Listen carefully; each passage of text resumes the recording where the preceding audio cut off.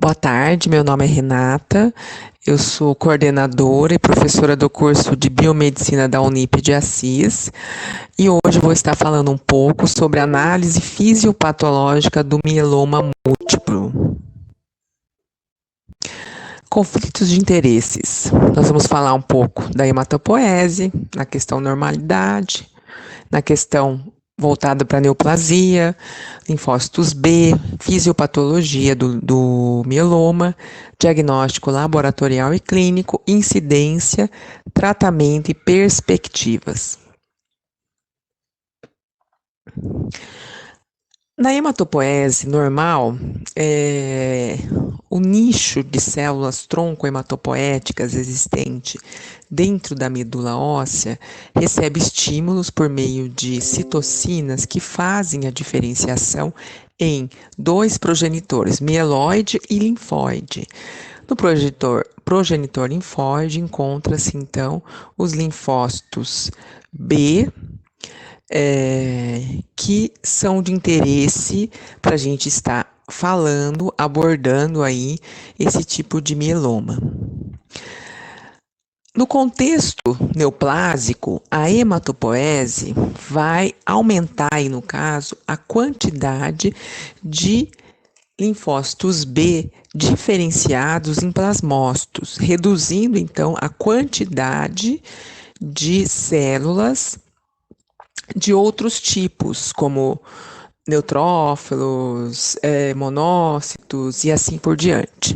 Então, a quantidade de células de outros tipos, como neutrófilos, monócitos e assim por diante.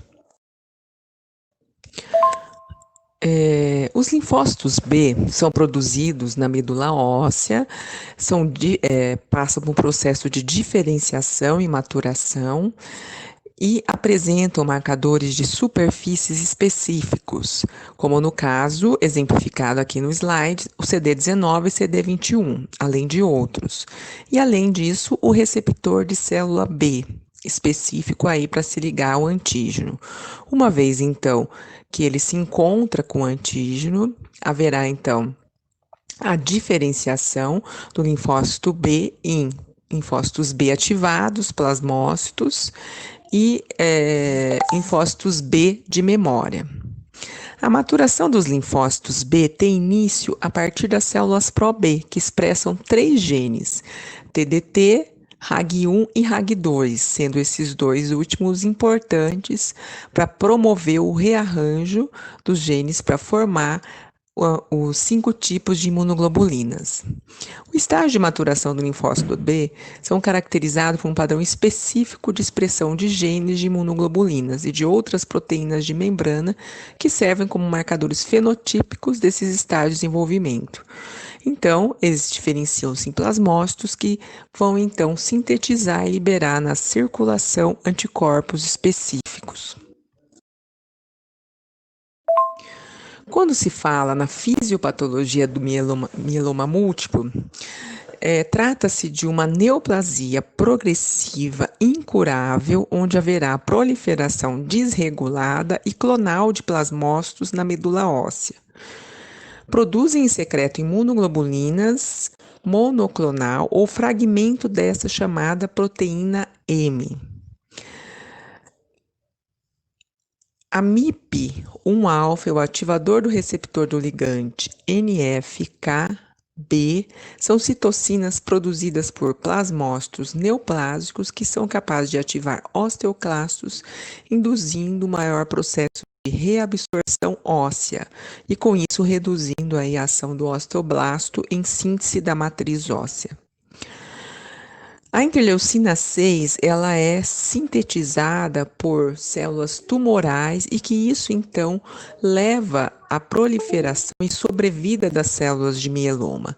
E isso vai comprometer a cada vez mais o esqueleto ósseo, atingindo principalmente o esqueleto axial e, consequentemente, como ele é chamado de mieloma múltiplo, vai atingir também outros locais, como linfonodos e localizações extralinfonodais, como a pele.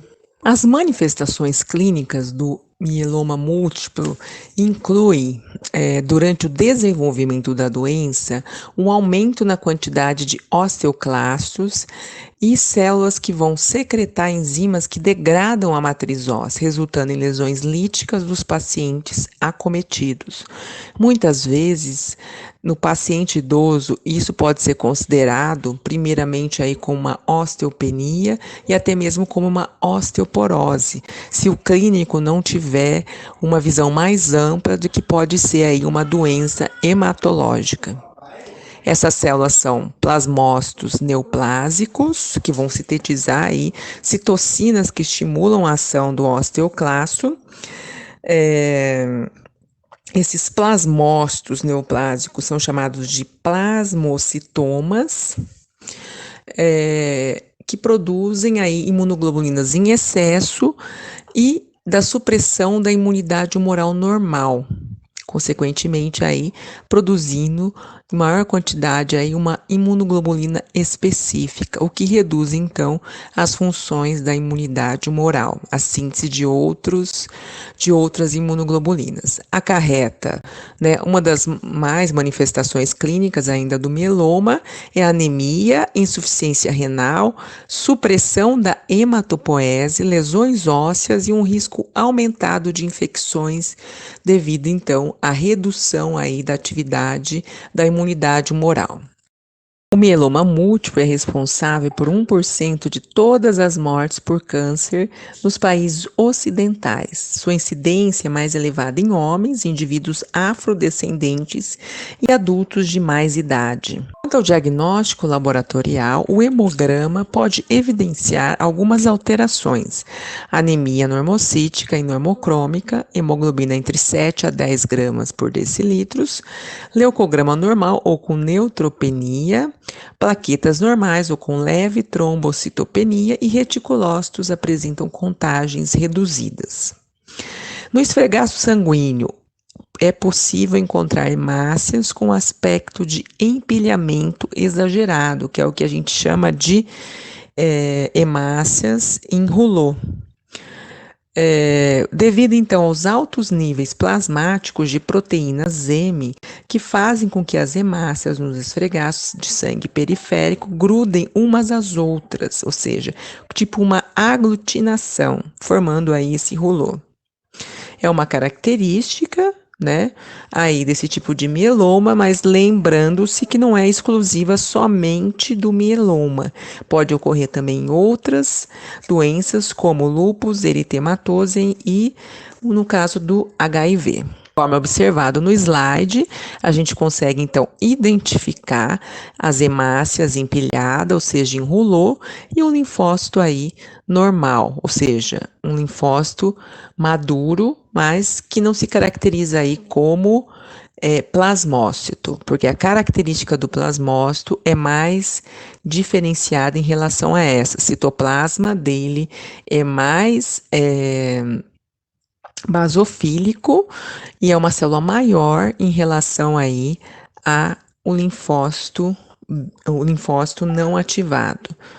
Quanto diagnóstico laboratorial, exames de bioquímica podem ser necessários para avaliar o perfil renal, como dosagem de creatinina e ureia, dosagem de cálcio e LDH, para indicar aí a falta, né, ou seja, o desequilíbrio aí da questão da reabsorção e síntese de matriz óssea, a dosagem de beta-2 microglobulina, albumina sérica e proteína C reativa.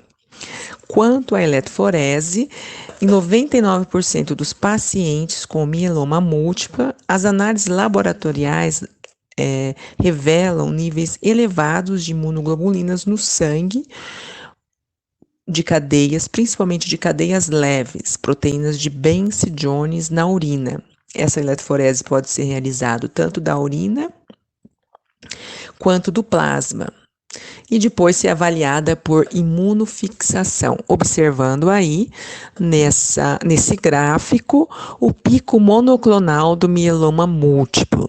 Quanto às imunoglobulinas, né, a imunoglobulina monoclonal do mieloma múltiplo pode ser IgG, na maioria dos casos, 60%, IgM, 20%, raramente IgD ou IgE, 1% dos casos, e a clonalidade da cadeia leve livre, que pode ser kappa ou lambda. Quanto ao exame de urina, a gente já comentou em relação à eletroforese, que é importante, e também aí, né, para principalmente, né, fazer aí a imunofixação para identificar tipo das cadeias kappa ou lambda, proteína de cadeia leve livre, que é conhecida como proteína de Bence-Jones, como a gente havia dito. Na questão aí de exames por imagem, pode ser realizado aí a radiografia, que identifica perda ou enfraquecimento ósseo, ressonância magnética, para avaliar a distribuição da doença na medula óssea ou extramedular, tomografia computadorizada, observando então aí dano ósseo ou pressão sobre o nervo, sendo útil na avaliação dos tumores, tendo em vista aí que ele atinge mais o esqueleto axial. Na medula óssea, o mielograma aspirativo e a biópsia ainda são considerados como os testes mais importantes para determinar as células do mieloma, que no caso aí são os plasmocitomas.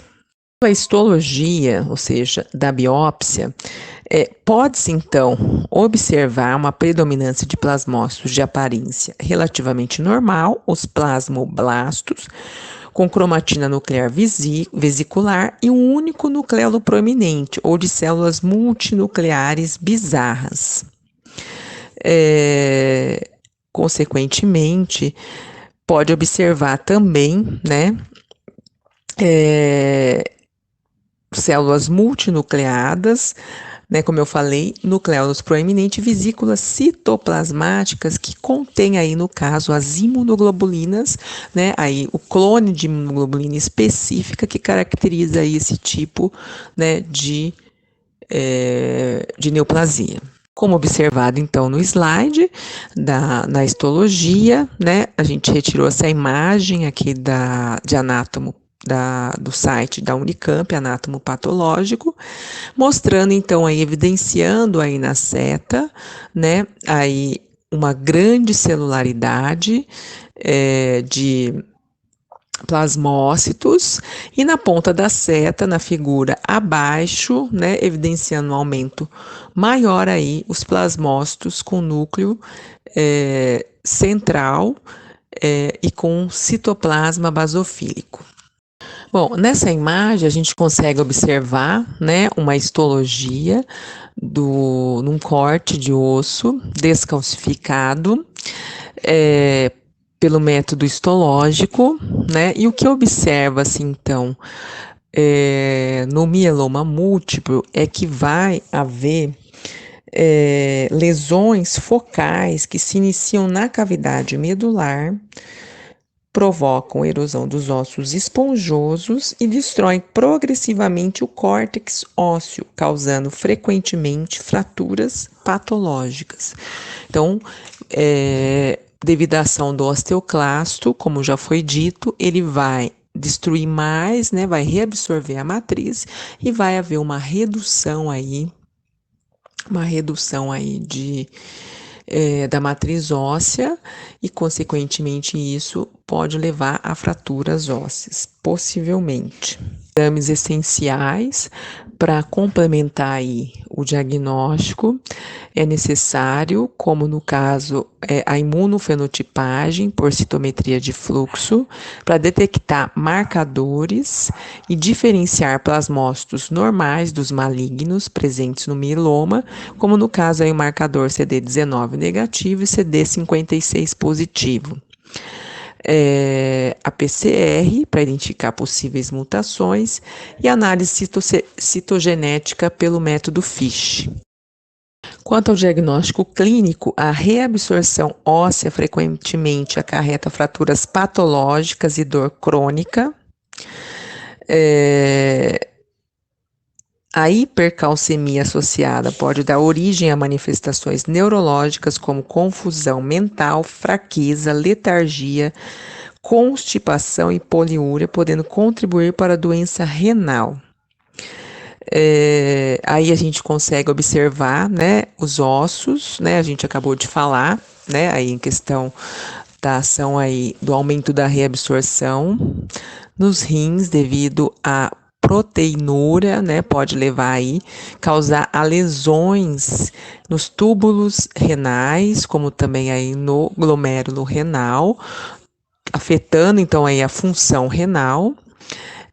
E no caso da neuropatia, né, que resulta aí de uma compressão nervosa devido ao colapso de uma vértebra destruída.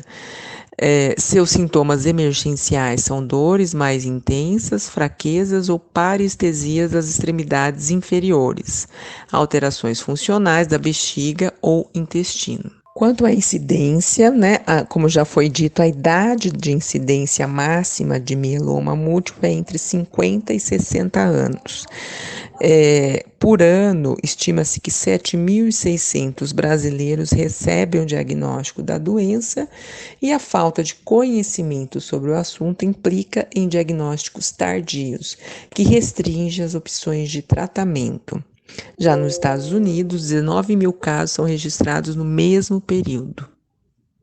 Quanto ao tratamento, né, o tratamento de primeira linha no mieloma múltiplo, pode-se ter então aí candidato a transplante, né, onde ocorrerá aí o processo de imunossupressão, com o uso de dexametasona ou VAD ou talidomida mais dexametasona, coleta das células-tronco, transplante autólogo, e no caso dos não candidatos, tratamento aí com melfalano, prednisona e talidomida, tá? Até atingir aí, no caso, o platô, né, de estar eliminando aí essas células neoplásicas. Quando a gente fala na questão da literatura, né, existem vários trabalhos publicados na PubMed, cerca de 52.456 artigos que falam e estudam,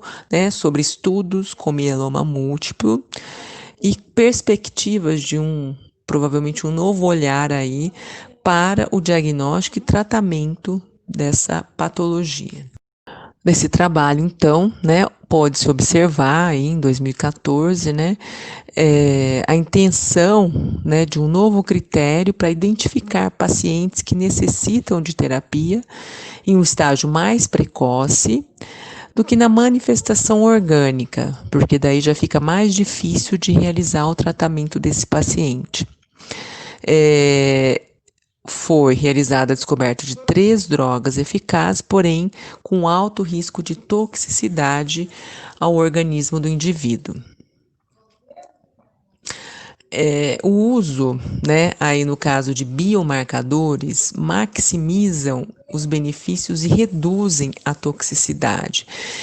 Esses marcadores, eles podem prever resultados para pacientes com base em diferenças de sobrevida, né, biomarcadores prognósticos, direcionar o tratamento para subconjuntos de pacientes com base em patologia molecular específica, biomarcadores preditivos, e alguns biomarcadores podem claramente ser prognósticos e preditivos, e as abordagens para atingi-los provavelmente terão maior impacto nos resultados aí no tratamento desses indivíduos.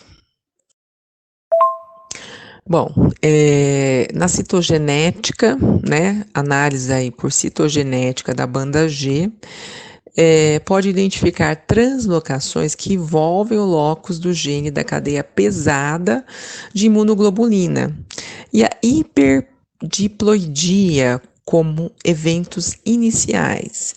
Aí então a gente pode observar no caso, alguns oncogenes, como o FGFR3, que é o receptor 3 de fator de crescimento de fibroblastos, como também aí no caso, né, com a ação aí de um gene codificador do receptor de tirosina quinase, envolvido no controle da proliferação celular. além de outros oncogenes. E dá para a gente observar aí inúmeras translocações que foram identificadas e que tem relação aí com o desenvolvimento desse tipo de mieloma. Ainda nesse mesmo trabalho, os autores eles falam da importância da análise genética como um ponto-chave que pode melhorar rapidamente os resultados, né, através da incorporação de informações nos algoritmos clínicos, usar agentes moleculares direcionados que visam lesões específicas da doença de um paciente individual e, portanto, ter uma maior probabilidade de eficácia, evitando aí, né, a toxicidade desnecessária. Ainda, né, sobre o conhecimento da base molecular do mieloma, ainda está em crescimento, e, portanto, podemos usá-lo para definir alvos lógicos de medicamentos, bem como usar medicamentos já disponíveis para alvos conhecidos. Em relação aos marcadores preditivos, a utilização de terapias direcionadas para iniciar lesões ou lesões com uma fração clonal de câncer alta parece ser mais provável.